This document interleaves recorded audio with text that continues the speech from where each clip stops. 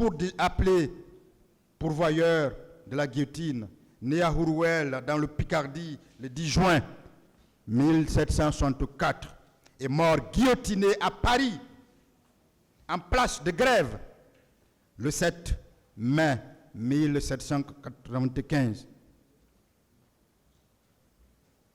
Antoine, c'était un juriste français qui devient le principal accusateur public du tribunal révolutionnaire, donc le procureur. Accusateur public central pendant la première partie de la Révolution française et la terreur, il demande l'exécution de plusieurs personnes poursuivies, y compris de personnes célèbres comme Marie-Antoinette, cette impératrice qui a été condamnée uniquement pour avoir été la femme d'un roi. Danton et Robespierre, et fait condamner plus de 2000 d'entre eux à la guillotine. Après la fin de la terreur, avec le 10 Thermidor, il est lui-même arrêté. Il est ensuite jugé par le tribunal révolutionnaire, le même devant lequel il faisait condamner les autres à la guillotine. Comme un des grands responsables des exactions et des injustices qui ont marqué la période de la terreur.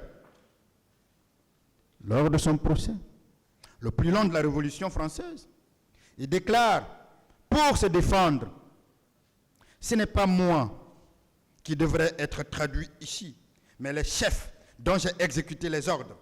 Je n'ai agi qu'en vertu des lois portées par une convention investie de tous les pouvoirs. Généralement, sa défense a consisté à renvoyer la faute des exécutions sur le comité du salut public, ceux-là qu'il qualifiait de donneurs d'ordre, particulièrement sur Maximilien de Robespierre. Malgré cette défense, il est condamné à mort aux côtés des juges et de certains jurés du tribunal révolutionnaire, entre autres, pour avoir abusé de ses prérogatives et pour avoir négligé la tenue de procès selon les formes légales. Il est guillotiné à Paris le 7 mai 1795 et est le dernier mis à mort du tribunal révolutionnaire avant sa suppression. Monsieur le Président, Messieurs les assesseurs, par ces réquisitions, le ministère public encourage l'injustice. Il abuse de ses prérogatives. Il néglige la tenue de procès selon les formes. Parce qu'il veut encore vous pousser à l'erreur judiciaire. Il ne rend ni service à la société qu'elle représente, ni à la justice, dont il est un acteur majeur, un acteur essentiel. Il traite le président Dadis comme un monstre, comme un diable, comme un criminel, alors que ce n'est pas le cas. Ce monsieur, je l'ai présenté ici. Ce monsieur fait des choses incroyables. Rappelez-vous qu'il est le seul président à avoir décidé de remettre le trophée au premier de la promotion de la première magistrature de notre pays. Il est celui-là qui a mobilisé tous les Guinéens, tous les anciens premiers ministres, toute l'administration pour être là. Voilà un homme qui a du respect pour la justice de son pays. Mais voilà un homme que le parquet traite comme déjà un coupable. Voilà un homme contre qui le parquet requiert la peine maximale sur la base d'aucun élément.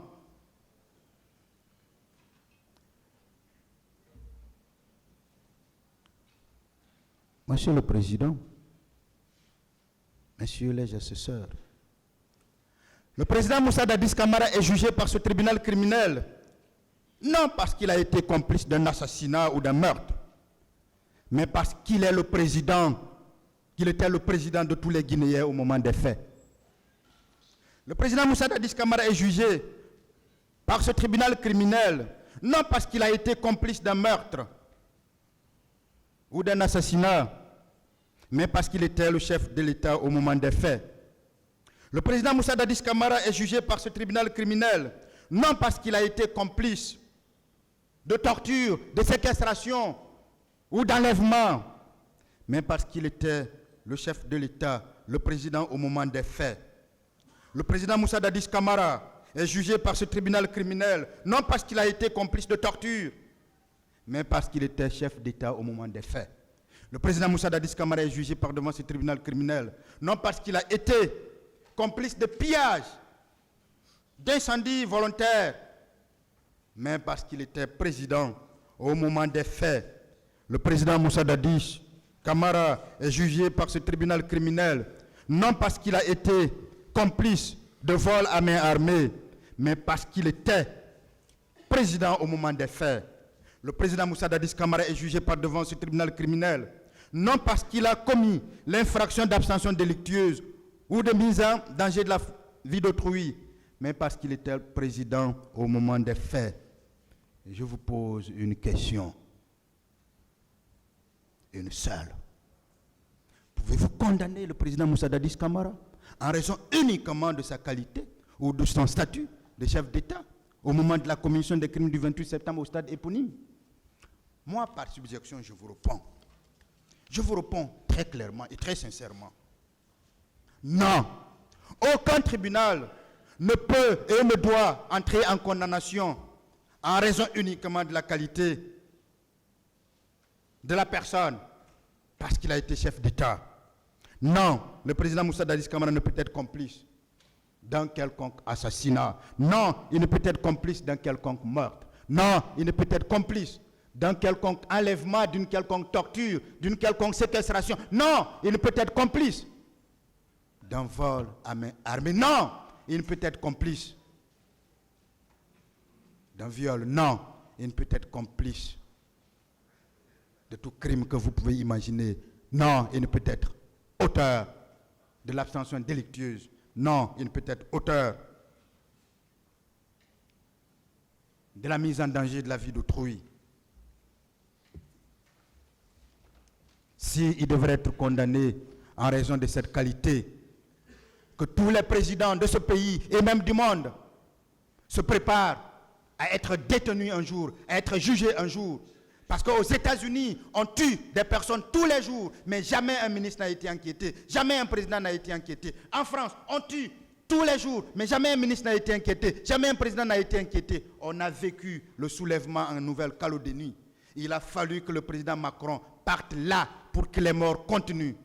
Mais jamais il ne sera poursuivi simplement en raison de sa qualité de chef d'État. Ça se passe. Ça s'est passé en Guinée au premier régime. Ça s'est passé en Guinée au temps du professeur Alpha Condé. Ça s'est passé au temps du général Feu, du feu général Lansana Conté. Mais jamais on a vu un chef d'État ici, devant un tribunal, jugé. Donc s'il est jugé, c'est bien parce qu'il a été chef d'État. Et vous ne pouvez pas le condamner pour sa qualité de chef d'État. Parce que être chef d'État, c'est un privilège, c'est un honneur, c'est même le destin. C'est pour ça qu'en parlant de lui, j'avais parlé d'un homme au destin atypique. Monsieur le Président,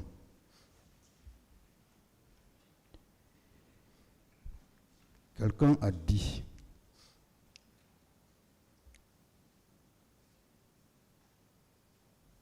alors je voudrais vous faire une confidence. Puisque j'ai parlé de destin tout à l'heure, c'est que beaucoup ne savent pas.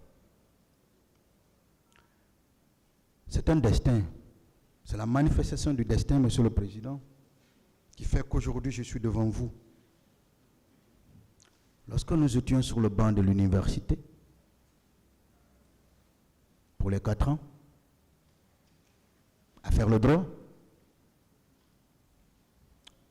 vous n'aurez jamais pensé qu'un jour vous serez juge et moi devant vous. Je n'aurais jamais pensé qu'un jour je serai avocat, plaidant devant vous.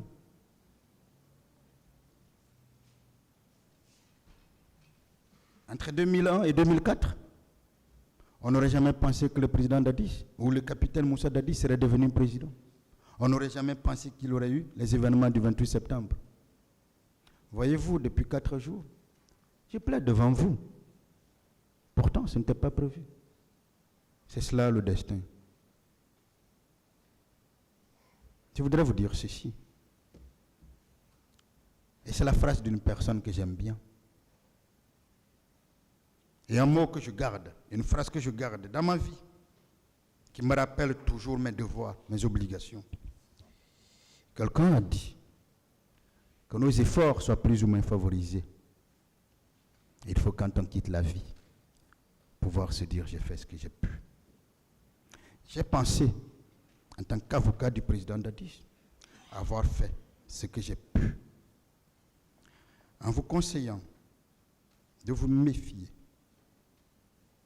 des acteurs de justice qui peuvent vous entraîner dans des erreurs, je prie que vous deveniez un grand juge ou de grands juges, en plus d'être de bons juges. Mais il y a une seule voie, Monsieur le Président, Monsieur le juge président, Monsieur le juge assesseur, si vous voulez devenir de grands juges, il y a une seule voie, une seule, acquitter l'accusé Moussa Dadis Camara.